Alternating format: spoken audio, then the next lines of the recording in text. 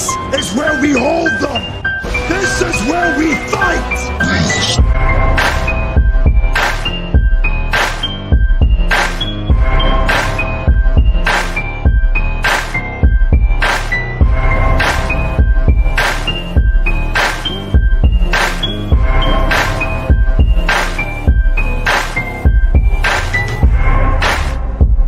You are now listening to Sweep the Rack podcast featuring Brooklyn Rob and Big Mike.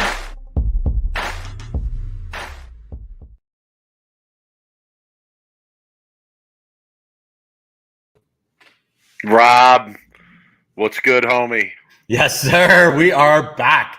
So I have a great worst of the week. So I want you to prepare for it. I was watching our intro. I have three great worst of the weeks this week. I could do three different ones, I think. Yeah, I hope it's not the same one I'm gonna do because I've been looking forward to this one. And I watched our intro, and it's one of our things that we kill on our intro. So it'll be fun. But anyway, Mike, real quick. Oh yeah, don't worry, Nico. I'm about to get into the mic tonight. I'm about to get in the mic tonight. Don't worry. We'll wait. Okay. So, I have a tournament I signed up for next week, right? It's on a sports shot. I don't even know what pattern, what any of it, right? Rob is back. Let me tell you. Brooklyn Rob is back.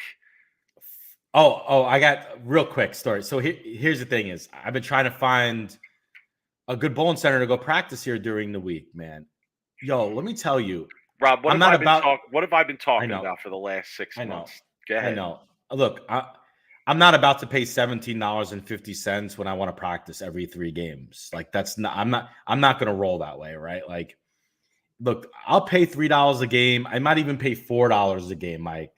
$5.50 and like that's just crazy, man. Like, so now that's the bowling alley close to my work, right? So now I got to find another bowling center somewhere during the week that I got to figure out where to go, and it's just been tough. So real quick, I'm trying to get my arsenal together. That's the funnest part about getting back into it, like getting rid of your old stuff and getting the new balls drilled. And there's so many new releases and so many balls out. And I'm strictly going to probably stay in the Roto-Grip, like Storm, like area, right, of bowling balls. I might drill up a hammer here and there for like a urethane, and then maybe, it's going to be either the Brunswick brand or a Utah brand. Like, I can't imagine me drilling up anything other than that right now. I kind of feel like Utah has the advantage, right, when it comes to bowling equipment.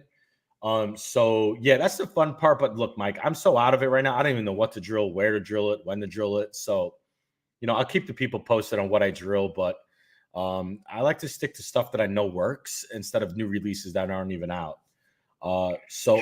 These days. Anyway, so real quick, I'm about to find out how good of a Bolero is. So my company, you got to hear this, okay?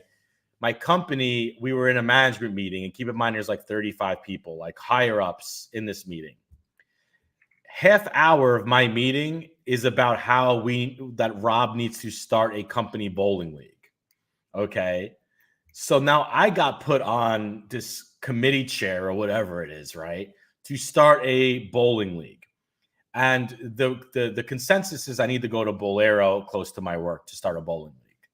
Mike, I am going to give a first front row seat on how Bolero is with me trying to start a bowling league, right? A fun bowling league, okay?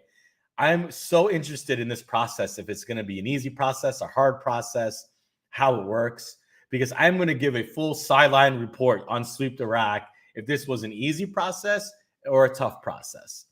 But we'll see what happens. So, Mike, I'm going to end up having a league review. It's going to be a complete shit show of a league review because I'm not going to be even close to a pattern of what you're going to be bowling on. It's going to be literally like me bowling with a bunch of 120 averages, okay? But, I plan on getting into more of a competitive league probably in the spring, summer league, or maybe just wait for the fall to really get into a real competitive league. So that being said, Mike, I'm going to pass the buck to you. I have so many thoughts to what you just said. Okay, so quick, a few. Shoot. Oh my God, this is not going to be quick. I'm sorry. First of all, Rob's back. Okay, Rob's got the bowling bug. He's back. All right. Back. The second thing I'll say is this work project with the league. Like, you should absolutely 100% knock this out of the park. I mean, when you're done with whatever you put together, everyone in your company should be like, Rob should be running the company. Like, that's how good that's how good of an experience you should. Hold on, you should be able to put together for these people, coupled with the fact that you will, even though you will come off as way too serious and way too deeply into bowling, you will still impress them with your bowling, right? So personally, they'll be like, wow, Rob's kind of a weirdo with the bowling, but in terms of what they think of you, they'll be like, Rob is really accomplished at something. So it can work both ways there, but you should absolutely knock it out of the park. And I'm going to make a suggestion, Rob. Bayside, bro. Steal the Bayside model. Well, it'll Steal be the for Bayside. sure. Yeah, steal the You need to find out what people's averages are. Have a little thing like, all right, we're going to bowl this 1 week. Figure out what everybody can do. Put people on even teams. Get the music going. Get the beers flowing. Get everybody having a good time.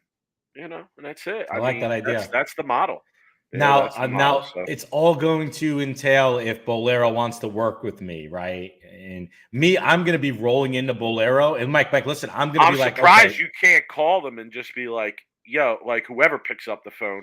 I'm surprised you can't be like, yo, I'm Rob from Soup the Rack.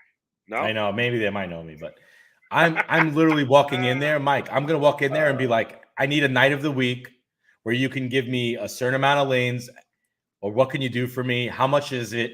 Can I get like a free pitcher of beer, a free drink, whatever it is? And I'm curious to see what they're going to charge me on lineage, what they're going to charge me like for the weekly league. What will they give me if I bring essentially, 20 to maybe even 40 people a week? Oh, don't worry. The company's paying for it. They're going to have league shirts. I'm going to have to bring my Hamilton A game. in the chat with the great suggestion, company league shirts. Yeah. Rob, listen, let's do it.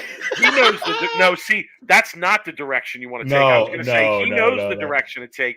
That's not the direction to take. No. That's what I'm saying. Like, you should knock this out of the park. This is like a no-brainer. All right. Yes, but anyway, Rob's back. We'll talk about it. League. Man, you're like, look at you. You're all about it. You're like you're back full time now. I love it. Back full time. All right, Mike, you got a tournament. You bowled. I did. I bowled. I didn't bowl that well, to be honest with you.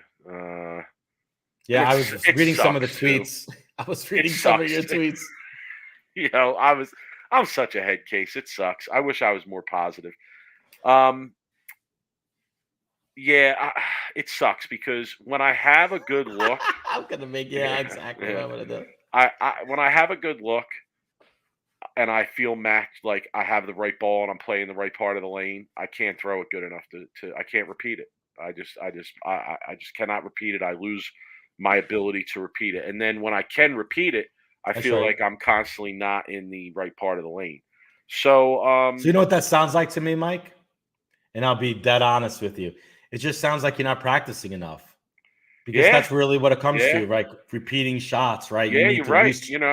I need to have a more clear idea of what I need to key on to make it a successful shot. So, I bowled. I won a high game. I think game 5 out of 6. I shot 248. I did crossover. Game. I got to get into this too later. That's Nico. I appreciate that. We got to talk about the Waste Management Open in Phoenix. I really need to talk about that. Final thoughts. Sure. So I won a high game 5 out of 6, I think, or 6 out of 7, and that was about it. That was my highlight of the day. I shot a 148 where I got really confused and lost and made like 2 or 3 different ball changes, and then a pair broke down. So after I shot 250. The next pair we were going to was a fresh pair, and I definitely struggled on the fresh. Not with knowing what to do, but just with my execution. And but real quick though, so I know. I mean, how many entries did he have? He had a whole lot. 90. Yeah, about 90. I think it was on a sports shot. Yeah. And they were tough. They were super tough. That's rare these days, bro. That's rare these days. And listen, it was Greg's going to come on next week, as a matter of fact, for a few minutes and join us, and he'll speak to this, but. He gets people of all ability levels too, Rob. Like there's people there that have no experience bowling on sport, all the way up to guys who bowl on the regional and national level. So it's a very varied field. In fact, let me talk about this for a second, Rob.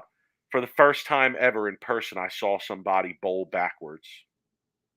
Oh, like I've seen that before. Yeah. Like Like literally, like USBC you've probably seen the backwards bowler from the USBC Open. Correct. Right? Yeah. Okay. I saw him in person. Imagine Yep. that.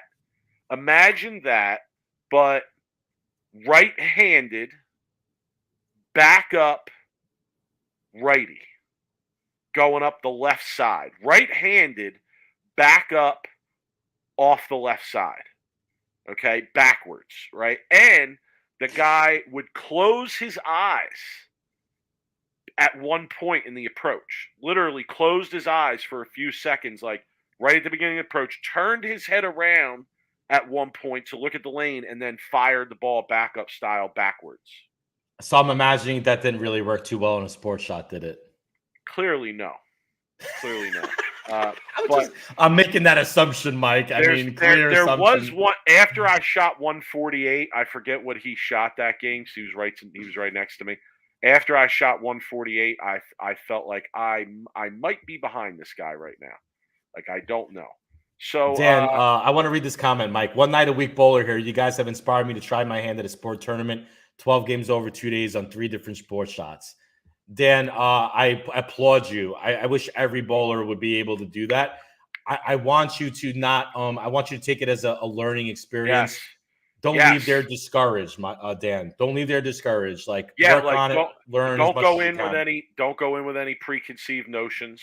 Just go in and bowl the way that you can bowl. Make the adjustments that you feel you need to make.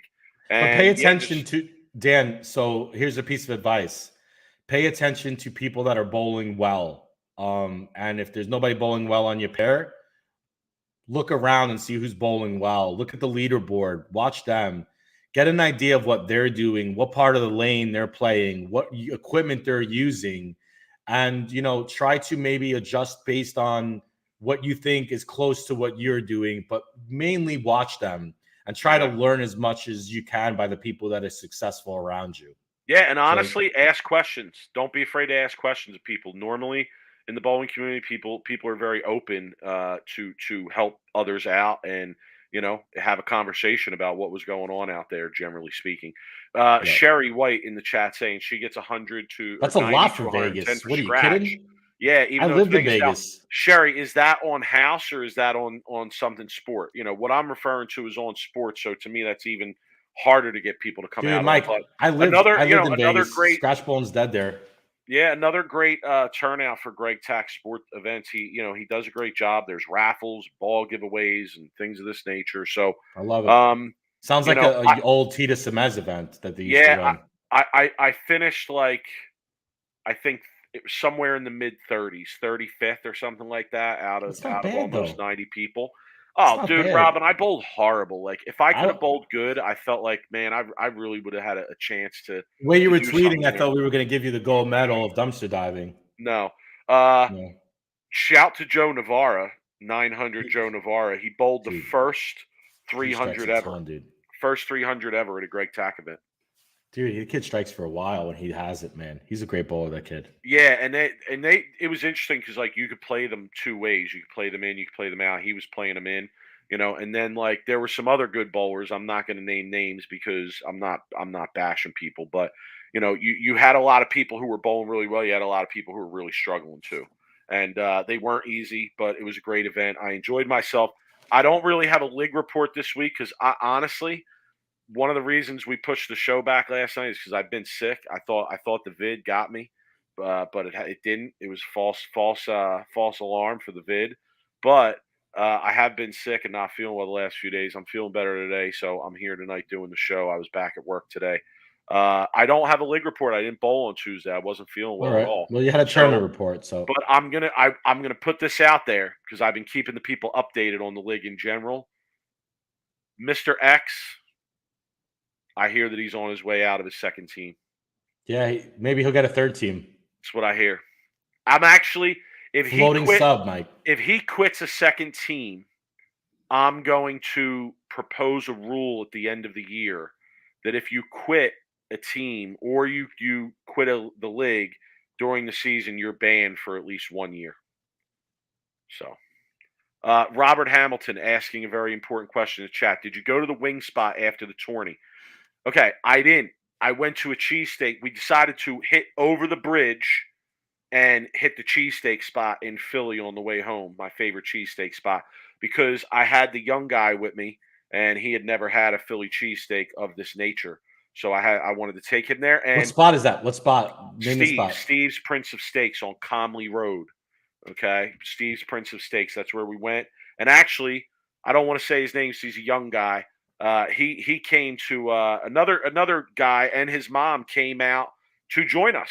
Like, I was talking to him, and he was like, I said, oh, yeah, we're going to go grab a bite to eat. He said, where? I said, oh, well, it's on the way back to Jersey, cheesesteak spot in Philly. And he was like, oh, me and my mom are going to stop by. And he stopped by, and I treated everyone to cheesesteaks, Rob, because that's how I roll, okay? If it's your first Philly cheesesteak and you're with me, you ain't paying for that cheesesteak. You never treated me to a cheesesteak. Well, I don't think we ever went to Philly. We did one time, but that couldn't have been your first cheesesteak. I'm sure Bill probably brought you for a Philly cheesesteak at some point. He did. He didn't pay. He treated. I'm sure he did. What did he get it? I'm sure. I don't remember. If he didn't, it was probably at a time when he couldn't afford it. So we ain't gonna hate him for that. I do remember going to the old school downtown OG Mitchell Ness store in downtown Philly. Shouts to Mitchell Ness. If you haven't checked that out, who took you there? That was you. That was an awesome experience. Loved it. Saw the Rocky statue. Yo, Philly's legit, man. I always thought Philly was a dumpster, but I went there and I actually changed my whole perspective of downtown Philly. We also went to one of the greatest eating spots in the world. Okay, it's called the Marketplace, Reading Terminal Market. Yeah, in Philadelphia. If you've never been there and you go to Philly, definitely check it out. It's worth it. All right. Rob, there's two PBA events to review. Two PBA events to review. We're gonna. One of the other reasons that Rob and I decided to do the show tonight instead of yesterday is because the PBA step ladder was from about 6 to 7:30 last night, almost 6 to 8. We wanted a chance to kind of go over the tournament and get our stuff together to review this tournament together with the tournament previous to it. So here's what we're going to do. We are going to do two. We're assuming everybody's familiar with our new rundown system and how we're reviewing the tournaments in our different categories. We hope you're ready to play along with us and you have your selections picked out from the results. But we're going to do two run the ladders for each event first. We're going to discuss the step ladders first. Then we're just going to do one category review for both events, Rob. Okay? We didn't feel the need to do two different category reviews. Okay? So, yeah, if you guys are playing along at home, you got you got an ICU Hoss, you got a dumpster diving gold medal, you got a ride or not ride, you got milk carton, you got spare shoe tie. Let us know. Let us know in the chat. We would love to hear your comments. We want to hear who you guys have. All right, Rob, let's run the ladder on the first event, which was the Dave Small's Best of the Best Championship, I believe. And you know what? First of all, shout to Dave Small. Can we get him on the show? Does anybody know him? Can we get him on the show? I'd like to do an interview with him. I mean, if nothing else, to hear like why he's one of the few people whose names I see as an open sponsor on a PBA event. I love it. I'd love to get him on the show and hear what's going on there. I've heard a little bit while he's been in the booth and whatnot at the various events, but shout to him with his name on both of these events. Okay, so. Rob, let's run the ladder on the first one, the best of the best. What was the first match of that step ladder? Yeah. Oh, well, I do want to get Smalls on just so I could tell him that he's killing me, Smalls. I mean, that's kind of like a guarantee for me. Okay, first match. It was a match between Packy Hanrahan and Dom Barrett. Packy beat Dom 236-211 in the first match, Mike. Yeah, I mean, to me, not all that much to say here. Like Packy, I don't want to spoil it, but obviously Packy runs the ladder to the championship here, and it started with this game. His look was really good from the get-go, and he looked very confident in what he was doing. I'm assuming he was using urethane, Mike. I believe so.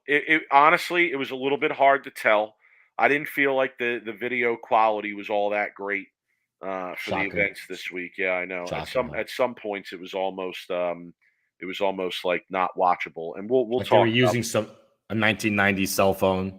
yeah, we'll talk about that in a few. No, and it's amazing because like you go and watch Brad and Kyle's blog a little bit, or Darren Tagg's blog a little bit, or the House blog a little bit. I mean, YouTube suggests all these things to me, so I often just click on them. I'll watch them here and there. Their camera quality is like so good, it's ridiculous. And then the camera quality of what they're providing for the coverage is really not that great. But I'm pretty sure he was using urethane. His look was really good. He was throwing it really good. He was really confident. Dom Barrett didn't seem to have much confidence in his look, so I wasn't surprised to see Packy win that first match. All right, Rob, continue. We're running the ladder. Yes, sir. Next match, Packy Hanrahan beat Nick Pate 240 to 2-0. So Packy would just That's what I'm saying. Like kept rolling, Mike. Yeah, spoiler alert. Spoiler alert. Like Packy keeps rolling, right? Packy keeps rolling until he has to go up against his own version, a better version of himself, maybe. I don't know. Jesper is definitely say that. A straighter version of himself, for sure. Like if Packy learns anything from watching Jesper and bowling that match, and with the way it went, it would be maybe my angle has to be a little bit straighter through the front part of the lane at times, because that seems to be the trick for Jesper in terms of his ability to crush some of these patterns. But go ahead, Rob. Give us the last match. So Jesper Svensson beat Packy Hanrahan 248-216 to win his first title of the year, Mike. The best of the best Dave Small PBA champion. So shouts to Jesper. I believe that Mike was like his 10th or 11th title, I believe. Is there anybody who's better at winning when they have it?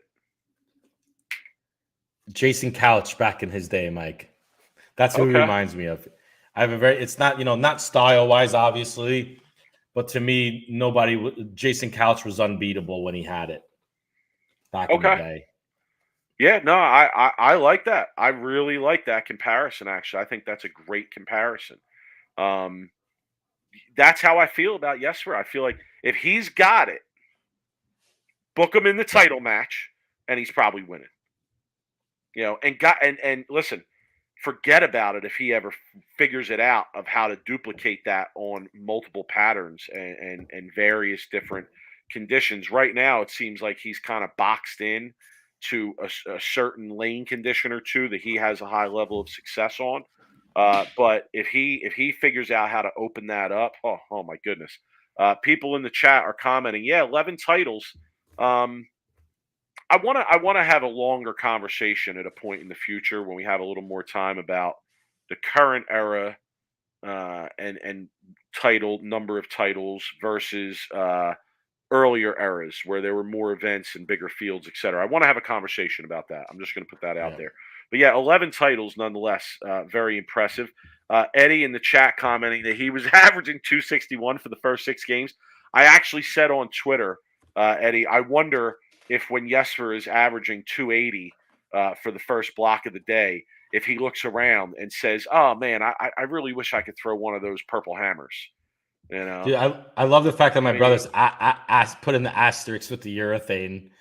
Like this is where we're at these days, Mike. Like he used urethane, so is it a legit title? I mean, people are now questioning.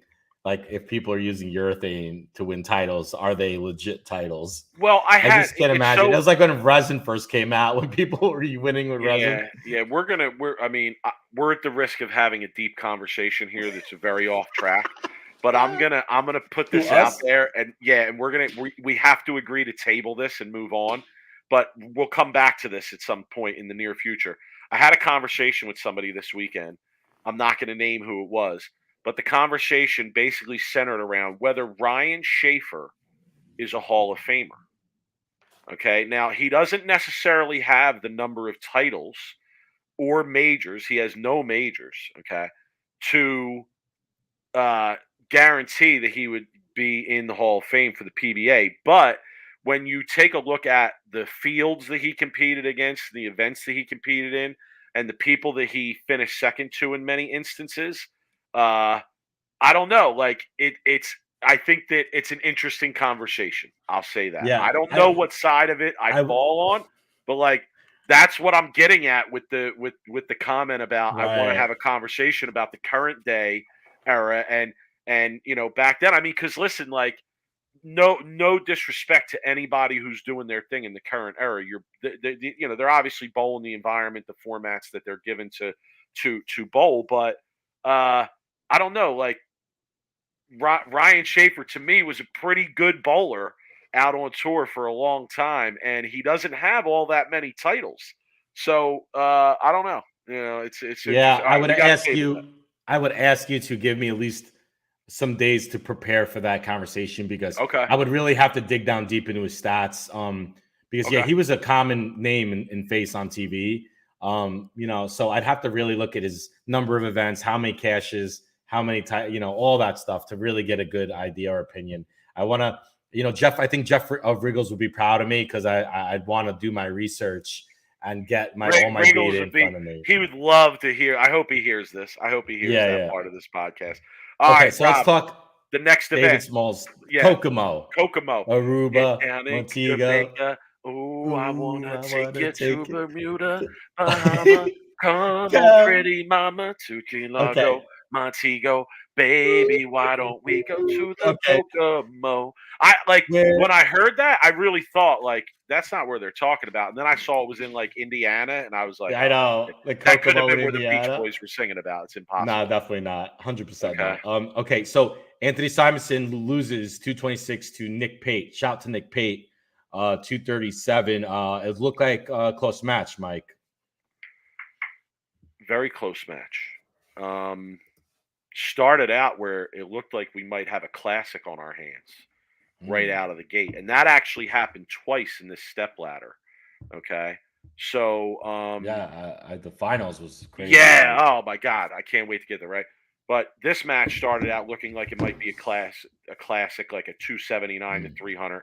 And this is very interesting to me when this happens, but it seemed like transition kind of happened in the middle of the game, middle end of the game, where the look that both players had started to change just a little bit, and it impacted the overall result.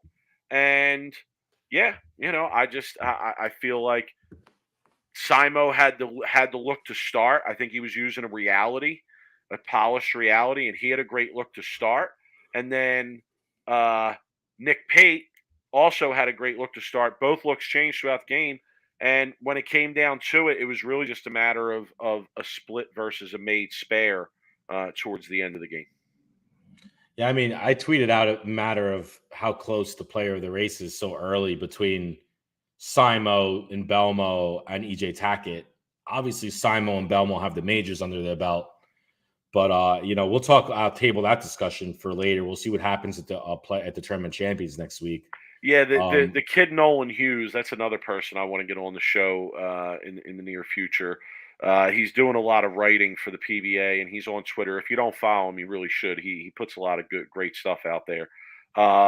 He actually put an article out yesterday or today about, is the Player of the Year race over? And I saying like Belmo hasn't wrapped up already after his win last night. And I tweeted at him and I said, listen, like, I hope this is a one-word article and the one word is no. Otherwise, like, I have a serious problem with it because I don't think it's anywhere close to over just yet.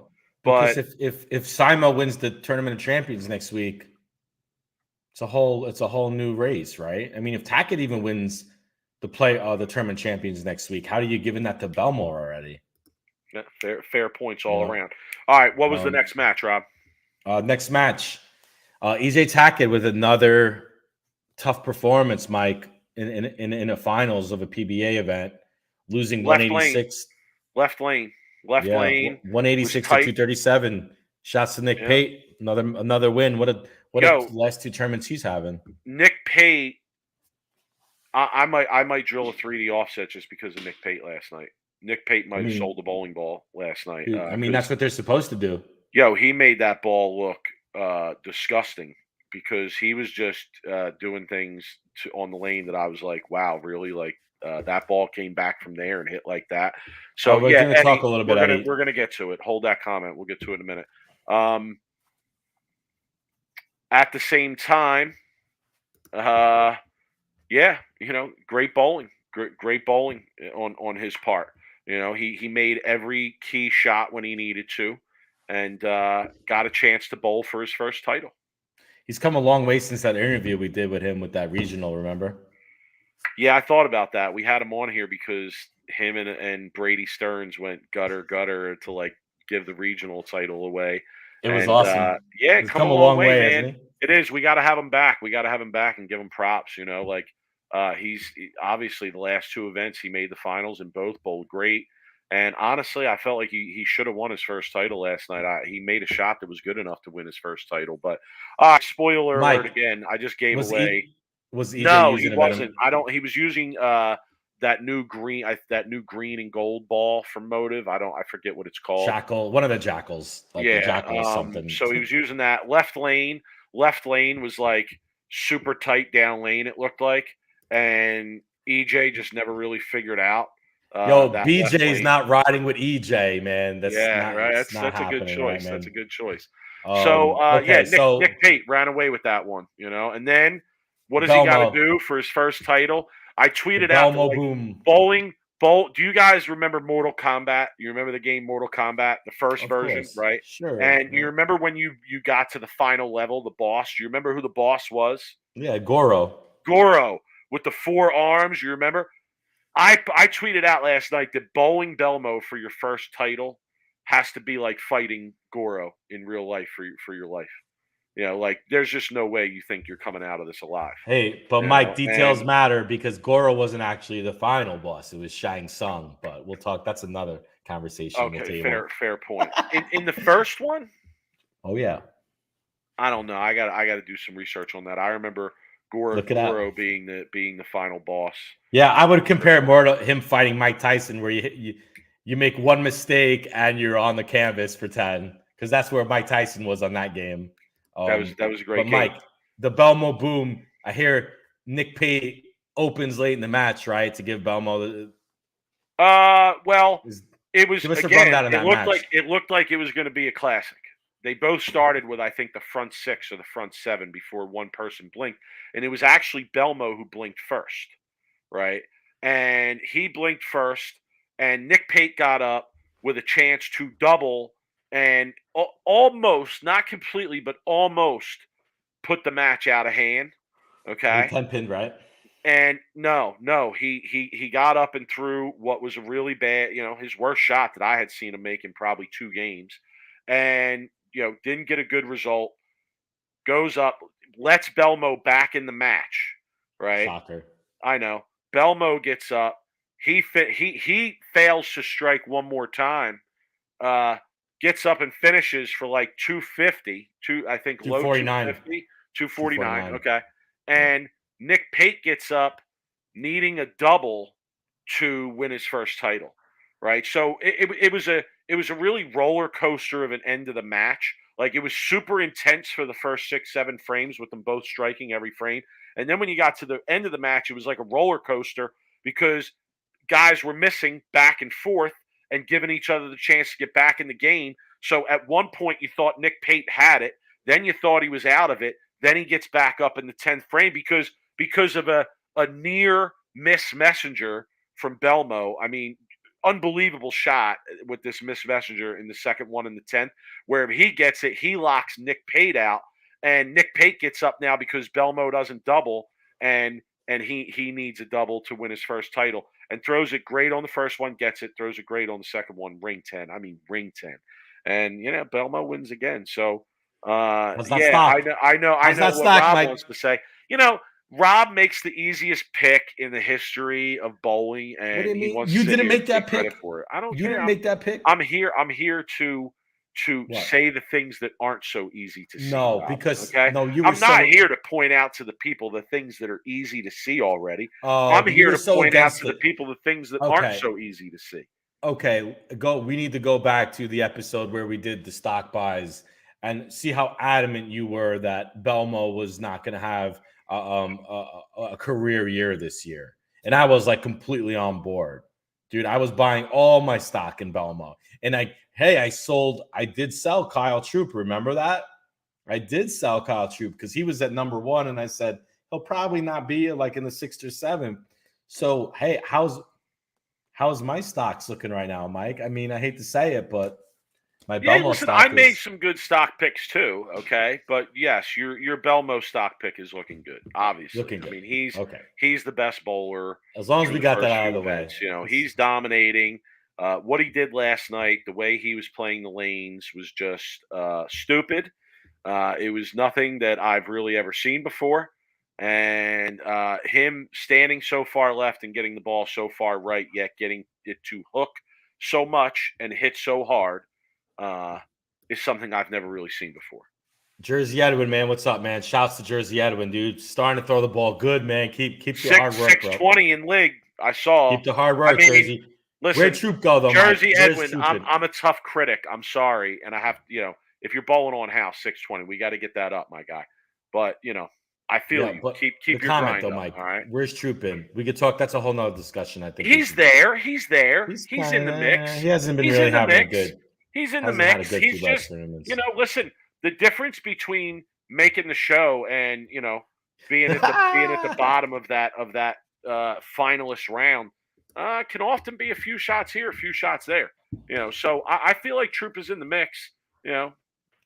Probably trying to figure out exactly what he needs to do to make those better runs. All right, Rob. Let's go to our awards. No. Oh, yes. Let's do the rundown. Yes, you're right. Let's do the rundown, and then we're going to talk about the flow ball coverage. This is for both tournaments, right? One rundown, both tournaments. All right. Where you want to go first, Rob? Ride, not ride? Ride, not ride. So it's going to be our always first one. Okay. I'll go first. I'm not riding with Darren Tang. All right. Why is that? He finished like pretty far down in the standings for both of these events.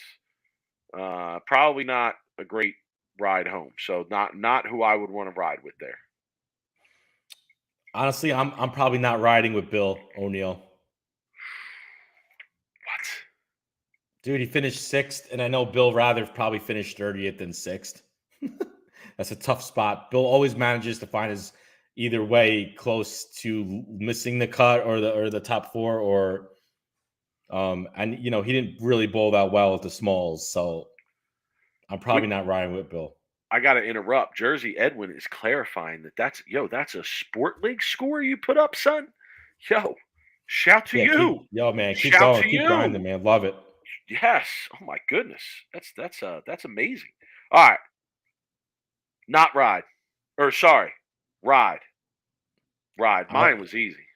Oh, is this that? I'm riding with Nick Pate. Nick Pate's a good, yeah. He made both step ladders. I know the ring 10. Like we're gonna agonize a little bit over the ring 10 for the title. I know that's tough, but like it's gonna be a good ride. We got a lot of money. We're gonna eat well on the way to the next event. We're stopping at like good restaurants the whole way. He's probably paying. Nice pocket full of cash, couple good checks. He's near the lead for the Storm Cup events, so he's got to feel good about that. These are all big, like the small things to Belmo are like the giant things to some of these other younger guys. And that's why I would ride with Nick Pate. Okay. I'm riding with Anthony Nair. Or now my question to you is he even old enough to drive? Is he riding with me, Mike? No, he's good. He's good. He's good. He's old enough to drive.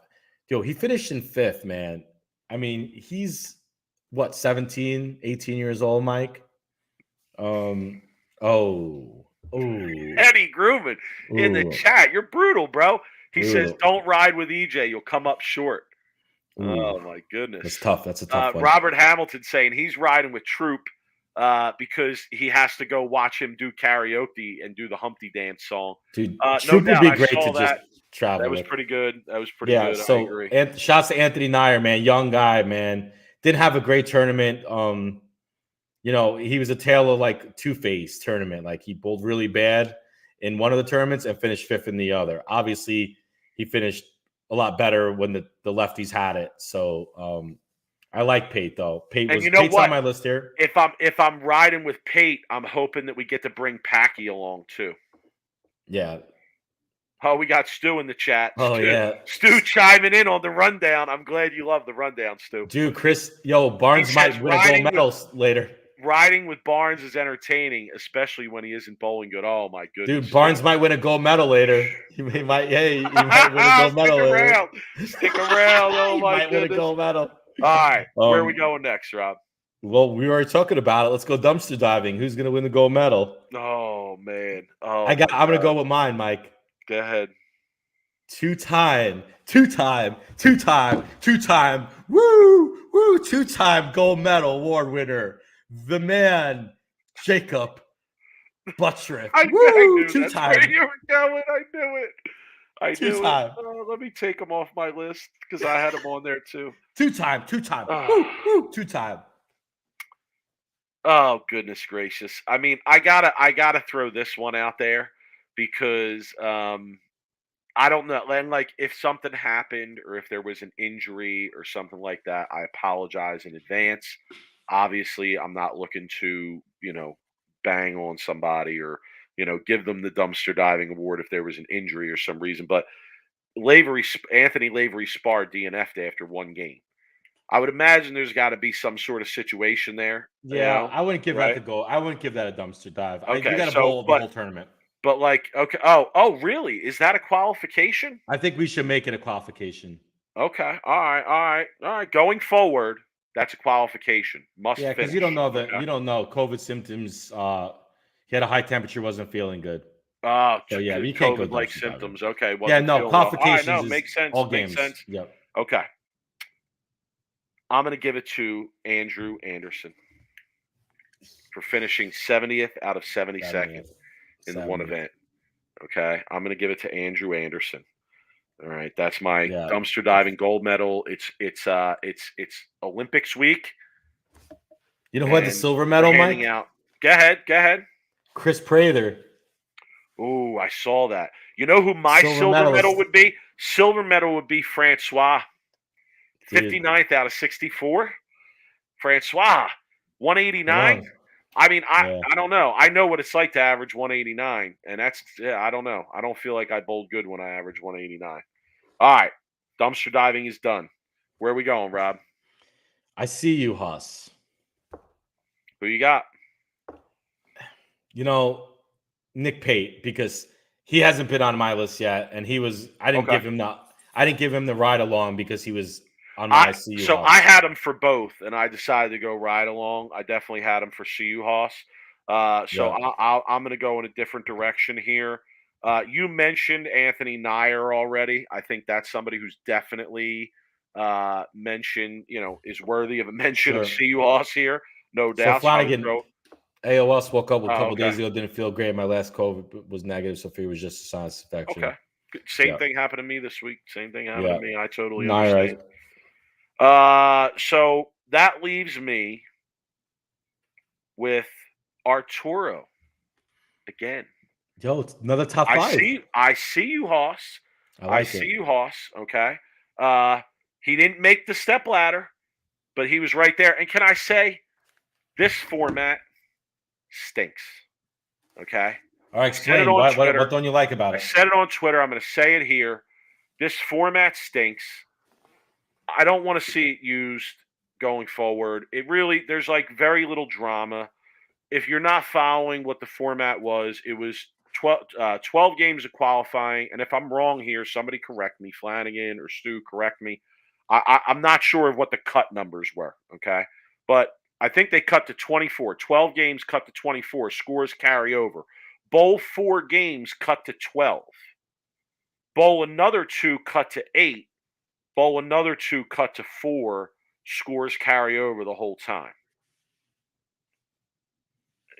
There wasn't much drama in both tournaments by like the second round of that. Okay. You kind of knew who the top 4 was going to be. There really wasn't much. There really wasn't much movement in those last 4 games or so. So let me ask you: do you feel that there should always be some sort of match play built into every tournament for No, drama? no, I don't. And somebody in the chat, Leon Platt, is saying it's the format the players want. No match play bonus pins.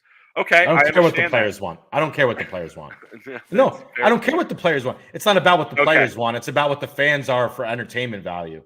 Honestly. Right, 12 games qualifying, cut bowl 4 to cut to 16, bowl to cut to 8, bowl to cut to 2 to 4. Yeah, okay.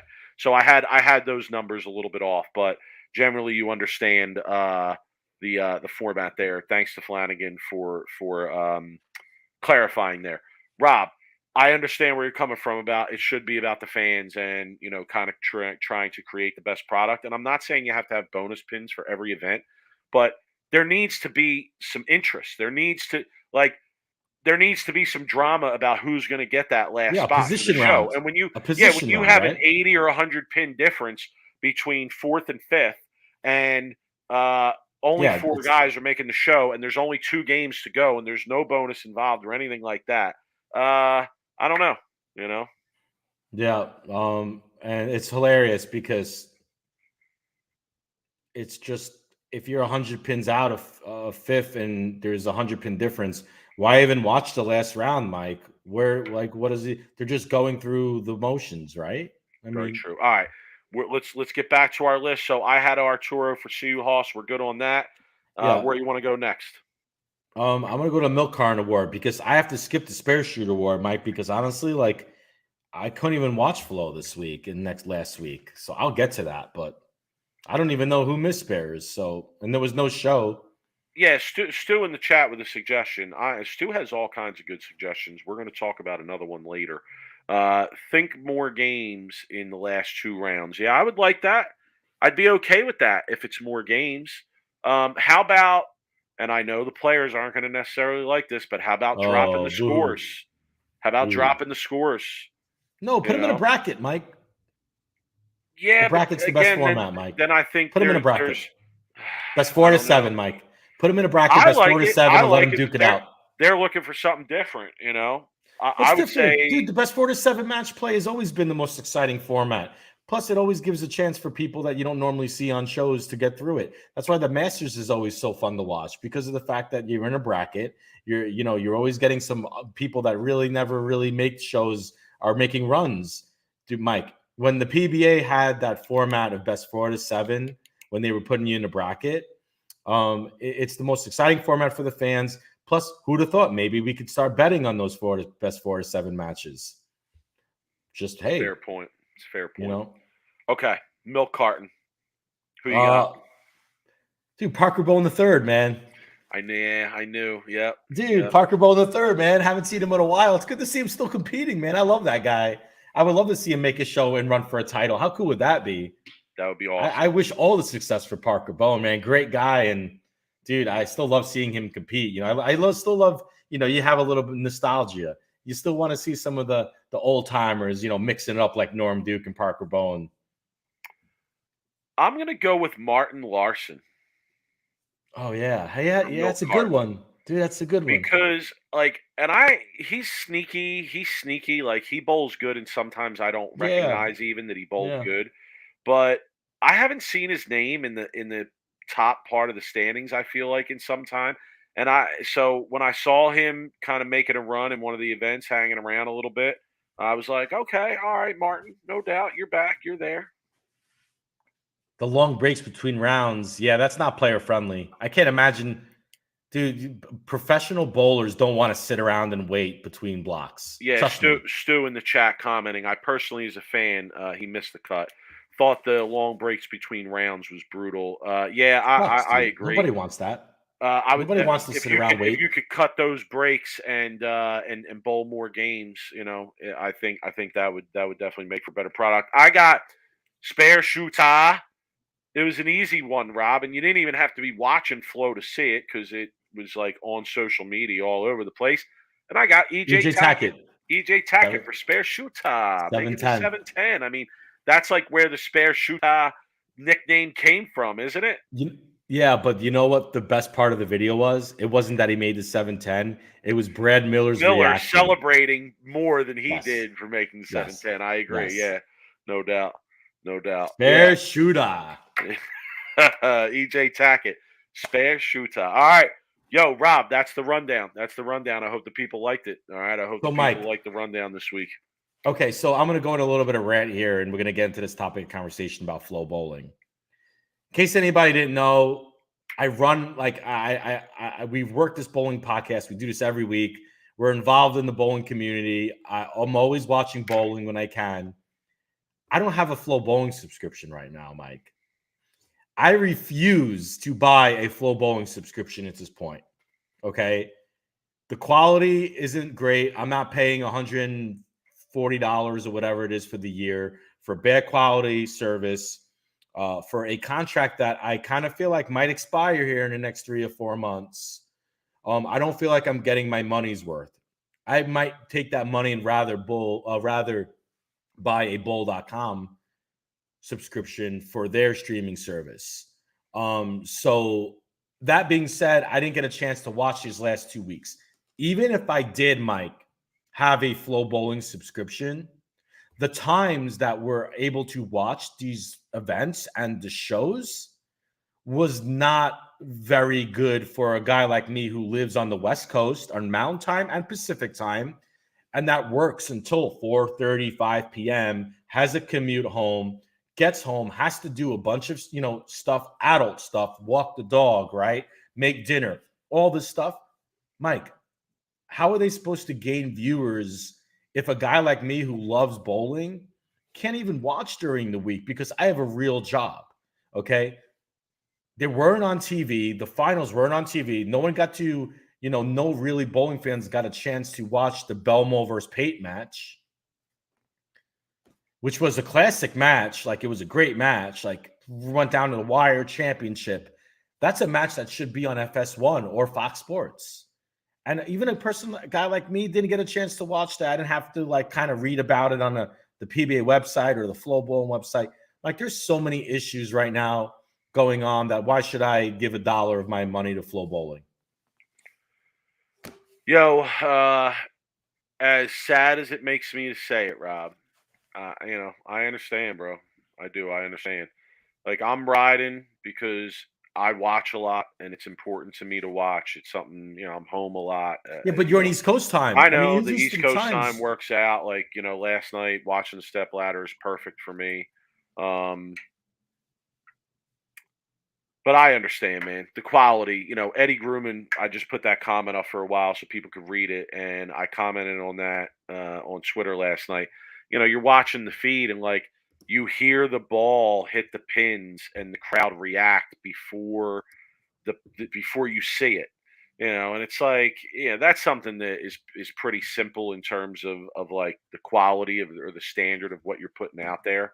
But Mike, right? BJ, who wants to watch that on YouTube after you know the results? You want to watch that kind of match live to experience it live. You want to watch that on a live television show. I don't want to watch it 2 days later on YouTube. Yeah, so I totally understand. I'll also say that throughout these two events, there was kind of a minimal amount of cameras, in my opinion, for the number of pairs that were going on, especially coming off of the U.S. Open that Bowl TV was running. And there were a lot of pairs that you could watch. I believe you could watch almost every pair in match play, right? So to see only a few cameras and really not be able to catch all that much of the action, really makes it tough. We talk about that all the time. But let's be honest here. I feel like the worst kept secret in bowling at this point is that flow bowling is only going to be around for a short amount of time at this point before the PBA is going to have to figure out something else in terms of how to get their product out there to the people on the internet. But yeah, clearly Mike, the quality has gone down as much as it. I got to bring this comment up because Eric Hatchick, by the way, shouts, man. Hope all is well, dude. Love Eric, great bowler. Rob, would you pay $10 a month for Flow and just cancel whenever you want? They really need to consider doing something like that if they're going to stay around, like Netflix does, right? And you could go on the website and cancel and renew whenever you need to. Because for me to pay $150 and I'm not even sure if they're going to be around in 6 months, Mike. But if I was to pay $9.99 a month, and then maybe when there's a 3-month span of no tournaments and nothing going on, to be able to cancel and then maybe renew the membership. I mean, Netflix does that, Hulu does that, WWE Network does that, so that you could kind of just keep bringing in the subscription whenever you want it. Maybe you want to watch the US Open and the Masters, but you don't want to watch the next 3 months after that. So you pick up the subscription for a month and then you cancel it and then you pick it up again. I think that gives the viewer a lot more flexibility. And it also gives me a chance to maybe, have it for 3 or 4 months during the real primetime bowling season, and then cancel when I want to for the next 3 months when maybe there's not a lot going on. Agreed. Larry Bird with a comment saying, "Hey, at least the PBA website shows each game now." I agree, Larry. And they had a nice link up there. Bang, first thing, see the scores. Boom, game by game. Looks good. Mike Flanagan chiming in, and Mike was involved with the production and commentary for this week. And people are being brutal in the chat. And I do want to say that, you don't always know what's going on behind the scenes and how that contributes to the quality of the product that's being presented. But Mike chiming in saying the only thing I could say about this week's coverage, Rob took it down, so I couldn't read it. Sorry. Is that what actually happened was a whole lot better than it was going to be when I showed up. Which is scary. I'll take your word on that. I know. That's scary. I hear you. That's scary. Then they were on delay, and that's like you're right though. There is a lot going on behind the scenes, and it takes a lot to put on a live bowling commentary streaming. Mike does it, he's been doing it for years. But yeah, at this point, he does it on his own inside bowling service, and it's really good. So it is good. And here's the thing though, like Mike, compared to the US Open though stream, right? How much better was the US Open stream than the Flow Bowling coverage this week? Yeah, and it was a Flow Bowling tournament. Mike, this is a Flow Bowling event. Like if there's any event they should be pouring in resources and making the product as good as they can, should be a Flow Bowling event. No? Yeah, I would tend to agree with that. So look, like we want a better product. We want to see the viewerships go up. We want to see money poured into Flow Bowling. I personally loved what Flow Bowling was doing years ago when they were starting to make, outside commentary and outside storylines. And, I want Flow Bowling to succeed with bowling. We're not rooting against Flow Bowling. I'm not.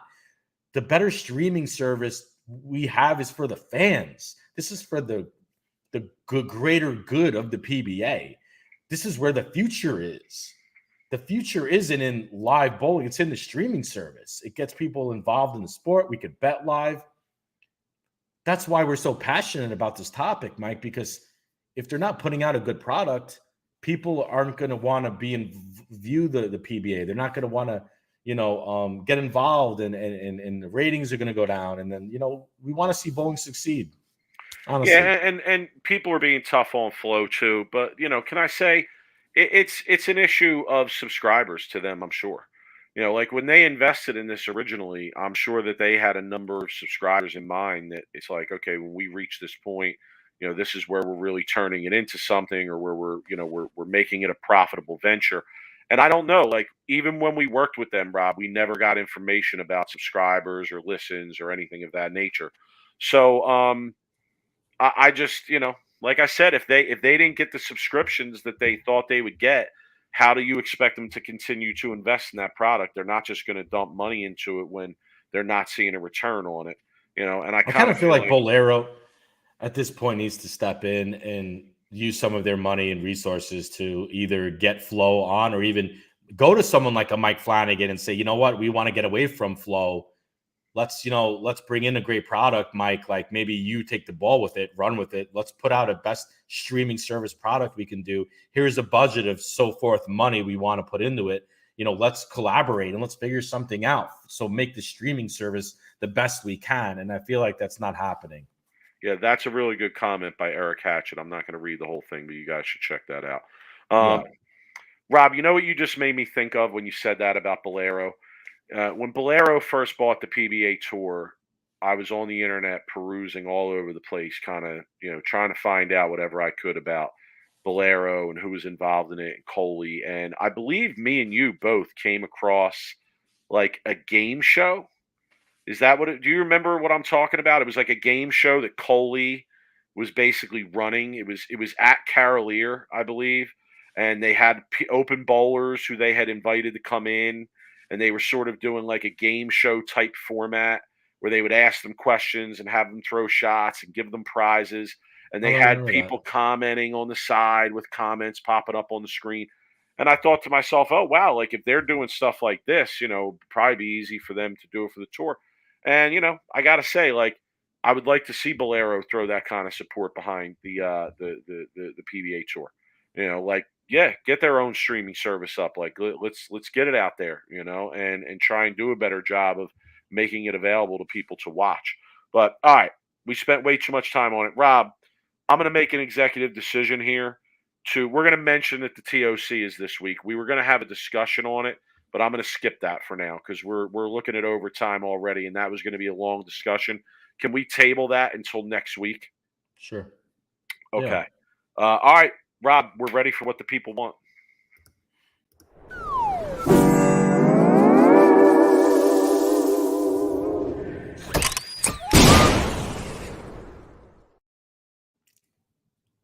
Mike, this is my smile on my face for the rest of the week this You're week. super excited.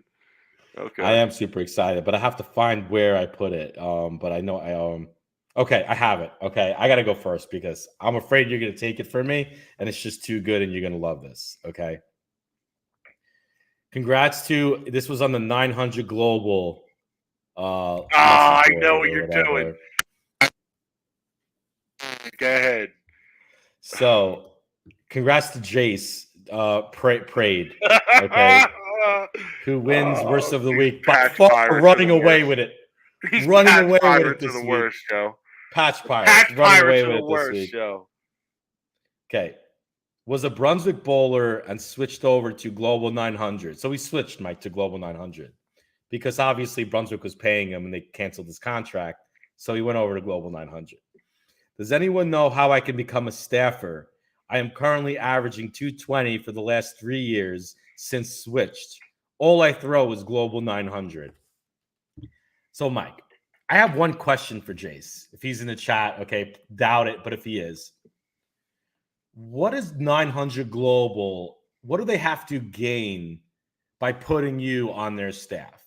You're already throwing all of their stuff. You're paying most likely full price to buy all of their stuff. Why would they take a full price paying customer like yourself, who is very loyal to the 900 Global brand, and put you on staff and then give you free equipment when you're already throwing all of their equipment and you're paying full price? Could somebody answer that question? Can you what do they have to gain by putting you on staff when you're already throwing all of their stuff?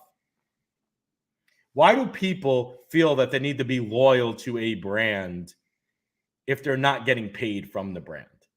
Okay, or free equipment from the brand. I throw all of their stuff. I am completely loyal to them. So you should put me on staff because of that. Because that's how that's how accepted or important it's become in the bowling community to be a patch pirate. Like being a patch pirate is validation. Is validation. What? Right? Validation? Yeah, validation of like that he made it in the sport. Yeah, that like I guess that you're a good bowler. That somebody says you're good enough to be a patch pirate, and that's some sort of validation. I don't know. That's just what I'm saying. See, people need to be on all staff, okay? Because when you're on all staff, Mike, you get to throw the best balls on the planet whenever you want. And guess what? You don't ever have to think about or not worry about walking into a bowling alley and not having the right equipment because you have all the equipment. Hence, all staff. All staff. Oh, the Patch Pirates are the worst. Oh, I love the Patch Pirates. The Patch Pirates, when I saw this set, shouts to Leon Platt for sending this over to me. Dude, I love it, man. I was laughing my ass off. It was early in the morning. I checked it. I'm like, oh, this one Mike is going to absolutely love. And I wanted to say it before you got it because I knew you had it. I knew you had that. Man, I'm mad at you for even using that one, honestly. I'm pissed that you would take that from me. Worst of the year, man. Good steal. All right. I'm going to go with this one. This is from the Hammer Bowling mess. Oh, actually, you know what? No, I'm not. Hold on. I got wait a second. Dude, I forgot. Hatchet, man. My guy Rob says best balls like he's not talking about the Purple Hammer, the Venom Shock, and the entire Stormline. Stormline includes Global 900, Roto Grip, and Storm, FYI. Because Roto Grip and 900 Global are making really good balls right now. It's not a coincidence that they all come out of, well, most of them come out of Utah. Not a shocker. Eric, fair point. All right, here's mine. Yesterday on Twitter, I said the following. I said I was catching up on some bowling content lately, and I have to say that Stu Williams, who was joining us in the chat earlier, his idea about changing the shows to go shot for shot instead of one shot, then two shots back and forth, is one of the best ideas I've heard and something the PBA should seriously consider. And I'm going to mention that in my final thoughts a little bit more. But I'm going to give my worst of the week to Mike Calvin, who follows me on Twitter and saw this and responded with the following. It's inherently unfair to the second bowler, like two-handed throwing is to one-handed bowling. Wow, somebody's bitter about the two-handed style. You still got your Pelusics of America, Mike, out there. I don't know like what it's going to take for people to understand that it's not just the two-handed style. It's how good you are first, and then perhaps an advantage from the two-handed style. But you have to be that good. A not repetitive two-handed bowler on something challenging isn't going to beat a repetitive one-handed bowler on something challenging. Those are the dream match play matches you get when you're bowling on somebody tough, and then you bowl someone two-hander who has no idea where the ball is going off his hand. That's a dream pick in a match play match. Like if I'm bowling a one-game match, it's a dream match scenario when you get one of those players. It's funny. I want to give a shout to one of my guys from around this area. His name is Frank. I'm not going to give his last name. Frank. But I was at this tournament on Saturday, Rob, and he came up to me and he was like, "Yo, Weiner, what's going on?" And honestly, he looks much different than he used to. He used to have like a very different hairstyle, so I didn't recognize who he was at first. But after I remembered who he was, I was like, "Oh," and listen, he was like a very novice bowler, just getting into it a few years back, and we were doing some practicing and bowling some similar leagues and stuff. And he was telling me how he was just getting back into it. He just drilled some balls, and he was a two-hander. And Rob, let me tell you something. Like, yo, this dude, I got to get him on video, honestly, because he might throw one of the most powerful two-handed balls I've ever seen. Okay, like the speed and rev rate that this dude puts on the ball is just absolutely out of control. But Rob, he has very little idea of where it's going, right? And we were bowling on a sport pattern, and he struggled. He struggled all day, And I thought to myself, see, like, here's a guy who has all the power and all the rev rate in the world, right? But because he can't control it and he can't repeat it very well at all, he's got no chance. And Rob, and I'm not trying to knock on him here. This is my guy. We're actually going to get together and practice like at some point. But he finished very low in the tournament, right? And it wasn't surprising. Like I was bowling next to him all day and we were talking. I was trying to give him advice about balls to use and how to play the lanes. And obviously, like if you're used to bowling on house stuff, it's very hard to just adapt to this sport environment and do what you need to do. But just like there's a lot of great two-handed bowlers, there's going to be a lot of really bad two-handed bowlers too. I mean, bottom line, like the more two-handed bowlers that are out there, the more you're going to get. And a lot of people want to focus on the really good two-handed bowlers because when you're a really good two-handed bowler, you're like very, very good. Like you easily, in my opinion, have an advantage over the one-handed bowler.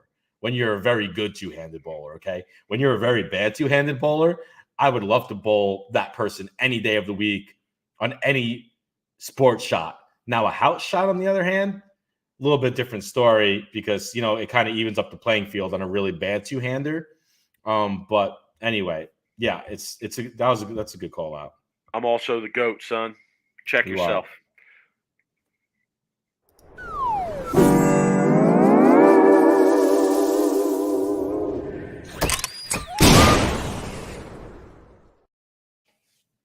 All right, here's my final thought.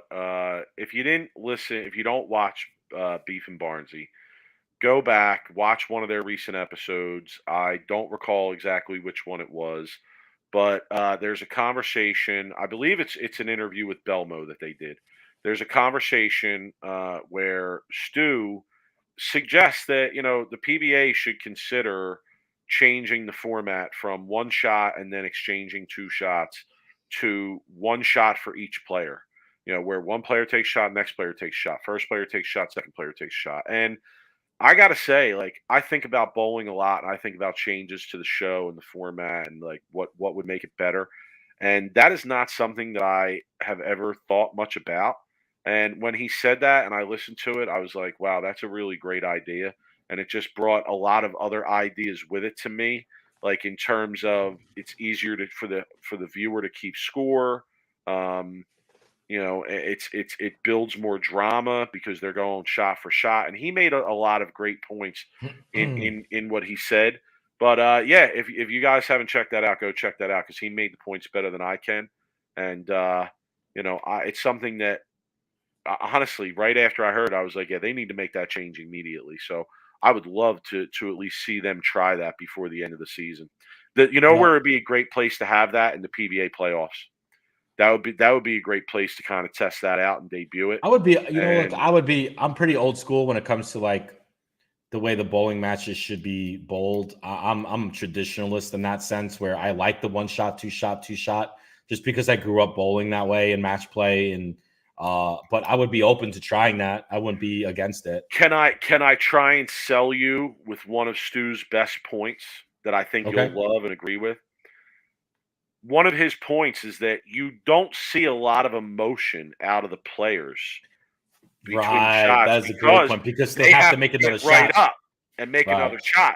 Whereas if they knew that they're now going to have 30 or 45 seconds where their opponent, you might see a lot more emotional explosions, not only because they have more time, but because they want to try and rattle their opponent who's getting up right now to throw a shot. So, when he said that, I was like, wow, like, he obviously has deeply thought that out, right? And again, that's a great point. I thought he made the case way better than I can make it. So I'm not going to make it's a great point. But go back and listen to. I think they posted it as like a shorter clip on their YouTube, so like you can easily go back and watch it. And like I said, man, I would really love to see the PBA make that change. So all right, Rob. Final thought. Rosin bags. Yeah, get your rosin bags. They're almost sold out. Almost. We had a big order today. They will probably be sold out before our next episode. So if you didn't get your worst of the week rosin bag, make sure you get it. So I got two final thoughts. Saturday, I went to the Waste Management Open golf tournament with my dad. First ever PGA event I've ever been a part of. So I have a few thoughts. I was walking into the event, Mike. Hundreds of thousands of people were showing up in attendance every day for this tournament. Okay. My dad actually looked at me on the way into the event and he said to me, "Hey, do you think bowling will ever get to this?" And I said, "There is no chance in hell bowling ever gets to this level." And it kind of made me a little bit sad. And it's not bowling's fault because you could fit 200,000 people on an 18-hole golf course. Okay. You can't fit 200,000 people into a bowling tournament. It is 100 times more crazy and hype than the PBA Bayside. If anybody witnessed the hole-in-one on 16, I was literally there about 2 hours prior to that happening. Mike, you couldn't get to the 16th hole. You had to literally show up at 2:30 in the morning for general admission to get to the 16th hole. And in order to be there, you had to either pay like for a room or VIP, like bottle service essentially to get to that. It was sad because bowling and golf, there's always been comparisons between the two sports, right? But just being at that event and seeing all the people that were there and didn't even give a shit about golf. I mean, Mike, there were groups of females taking selfies on the whole 17. Weren't even watching the event, right? We're there just for the atmosphere. This is the reason why I think Bayside bowling and the way the Bayside runs their events and the playoffs and whatnot is a very like reasonable way or strategy for the PBA to go down, because nobody really, half the people there didn't even care about the golf. They were there for the event. They were there for the atmosphere. They were there to, have a good time, party, drink. I saw girls that probably never even picked up a golf course a golf club in their whole lives. We're showing up in groups of people, right? To their paying admissions, spending money at the concession stands, buying, drinks. So, as a bowling fan, being in a golf event for the first time, especially an event like the Waste Management Open, it definitely opened my eyes to why Bayside is, could be essentially a lot of the future of where the PBA needs to head down because of that event. Now, that being said, the Waste Management is an elite special event for the golfers. That event only happens once a year. I would imagine the rest of the PGA events are not like the Waste Management Open. So maybe Bayside keeps its identity and then bowling does the rest of it. Okay. That was I like BJ's comment in the chat about dart tournaments. If you guys never watch those, check them out. That's what I would like to see bowling be. Like, crowd noise, people having a good time, and then, an announcer keeping them up on the action and action taking place on some sort of like highlighted stage. But yeah, Rob, look type. I saw that hole in one. It was crazy. I mean, that went viral, obviously. Nuts. And it was cool. Yep. It was looked like it was an awesome event to attend. So, all right, Rob, listen, we made the people wait an extra day, but we gave them a little bit of overtime here. So, been a good show. Fun as always. TOC coming up this week. Next week. Tournament of Champions. I think action actually starts on Tuesday or Wednesday of next week. So they're doing a live show next weekend? Yeah, so we will be live for that show. We will definitely be doing a live. Do you know when the show is? That show. I'm not sure. I believe it's Sunday, I think, but I'm not 100% Okay, hopefully sure. it's Sunday. So we'll be doing a live watch for that show. You guys can look out for that. Hit the subscribe button.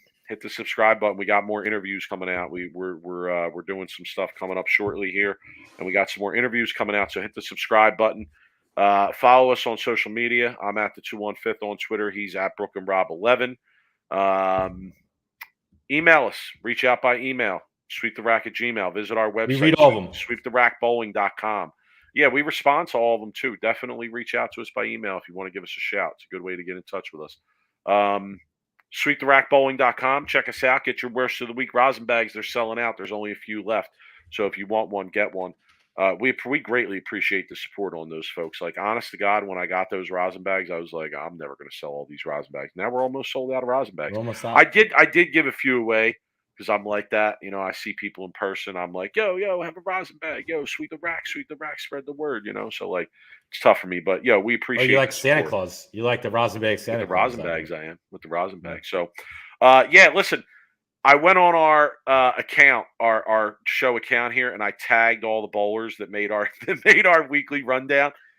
Folks that are on Twitter or following our account, don't hesitate to go on there and let them know what categories they won. I'm sure they'd be interested to hear. They might want to come and listen.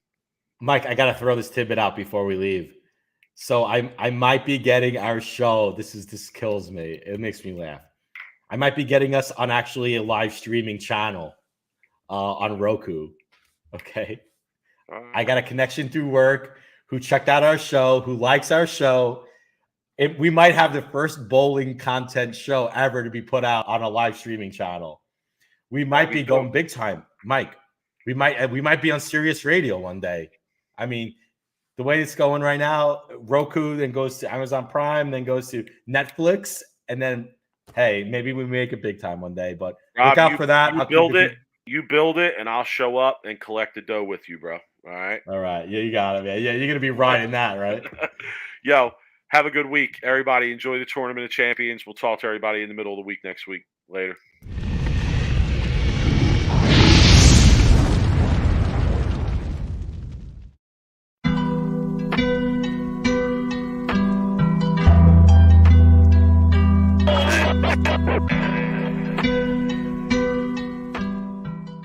You are now listening to Sweep the Rack podcast featuring Brooklyn Rob and Big Mike.